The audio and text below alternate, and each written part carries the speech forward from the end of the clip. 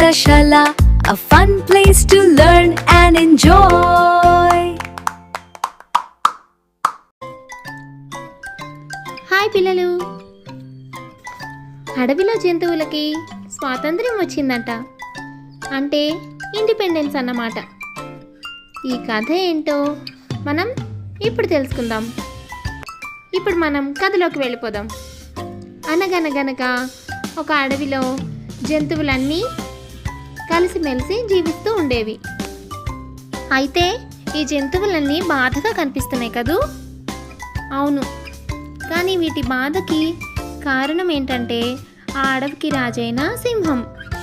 సింహం జంతువులకి చాలా నియమ నిబంధనలు విధించింది.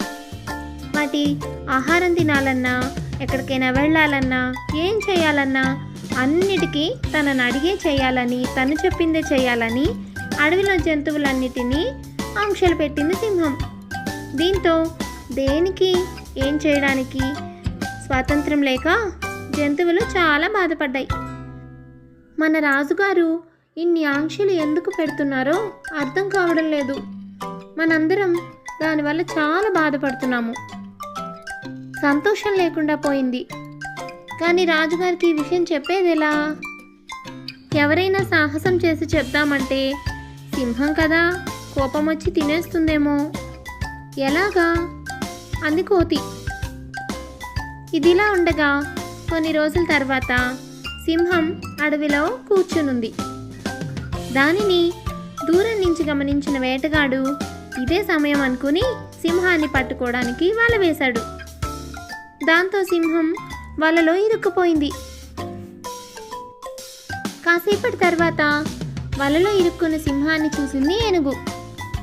అయ్యో, మృగరాజు వలలో ఇరుక్కుందే, ఎలాగైనా కాపాడాలి అనుకుంది ఏనుగు.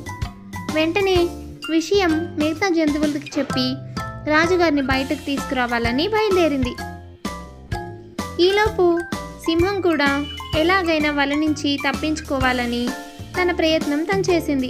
కానీ ఎంత ప్రయత్నించినా దాని నుంచి బయటపడడానికి మార్గం దొరకలేదు సింహానికి.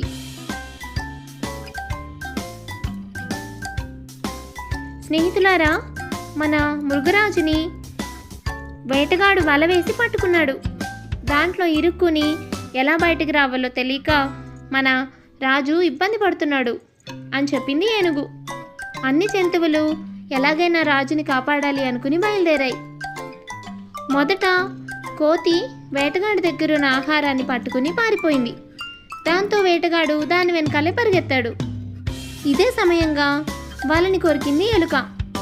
వల నెమ్మదిగా విరిగిపోవడం మొదలుపెట్టింది. మొత్తానికి రాజుని బయటకు తీసుకొచ్చింది ఎలుక. ఈలోగా వేటగాడు కోతిని పట్టుకుని తన ఆహారం తను తెచ్చుకున్నాడు. కానీ వచ్చి చూసేసరికి సింహం లేదుగా. ఏం జరుగుంటుంది అని ఆలోచించేలోపు పులి వేటగాడి మీదకి దూకింది. దాంతో వణికిపోయిన వేటగాడు పరిగెత్తి పారిపోయాడు.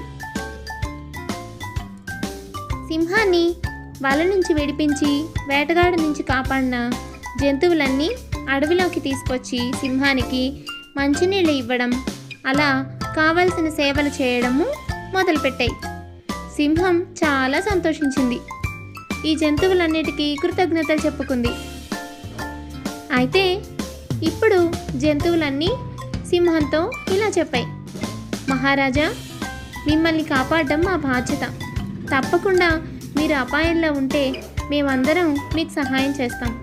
అలాగే మీరు ఆ వలలో ఉన్నప్పుడు ఎంత ఇబ్బంది పడ్డారో, బయటికి రాలేక ఎన్ని అవస్థలు పడ్డారో, మేము కూడా ఈ అడవిలో అలాగే అవస్థ పడుతున్నాము. ఈ విషయం మీకు ఎలా చెప్పాలో మాకు అర్థం కాలేదు. మీకు స్వాతంత్రం లేక, వలలో ఉండలేక ఎంతో బాధపడి ఉంటారు. అలాగే మీరు కూడా మీకు తెలియకుండానే మా స్వాతంత్ర్యాన్ని మీరు తీసేసుకుంటున్నారు. దానివల్ల మేము కూడా ఎంతగానో బాధపడుతున్నాము అని చెప్పాయి జంతువులు. అప్పుడు తను చేస్తున్న తప్పు సింహానికి అర్థమైంది. సరే, ఇక మీద ఈ అడవిలో ఎటువంటి ఆంక్షలు పెట్టను. అన్నీ మీకు ఇష్టమైనట్టుగా సంతోషంగా చేసుకోండి అని చెప్పింది సింహం. ఇప్పుడు జంతువులన్నీ చాలా సంతోషించాయి. ఇకపై అడవిలో సంతోషంగా ఉండొచ్చని ఎగిరిగంతులేశాయి. చూసారా పిల్లలు? ఈ కథ నుంచి మనం నేర్చుకోవాల్సింది ఏంటంటే, ఆపదలో ఉన్నప్పుడు ఎవరికైనా మనం సహాయం చేయాలి. సింహం వాటిని ఎంతో బాధ పెట్టింది. అందుకని ఆపదలో ఉన్నప్పుడు జంతువులన్నీ వదిలేశాయా? లేదు కదా, సహాయం చేశాయి. బయటకు తీసుకొచ్చి తమ బాధను చెప్పుకున్నాయి.